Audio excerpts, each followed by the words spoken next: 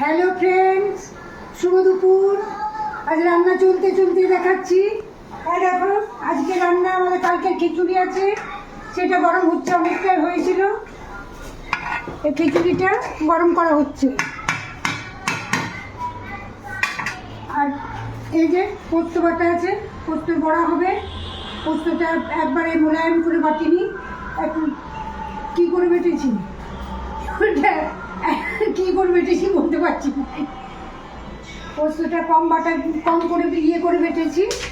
আর এই যে চিকেন হবে, চিকেনটা ফ্রিজে ছিল, একবারে বরফ হয়ে গিয়েছিল, জল ঢালা আছে। আর এইখানে ভাতটা একটু হয়েছে, তো তার জন্য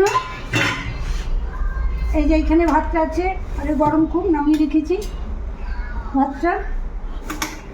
আর মাছ আছে, কালকে লাউ নয় কুমড়ো দিয়ে নাড়ি দিয়ে তরকারি আছে।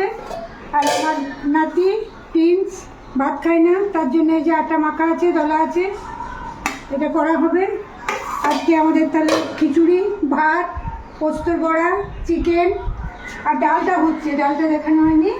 এই যে ডালটা হচ্ছে, ডালটা হয়ে এসেছে।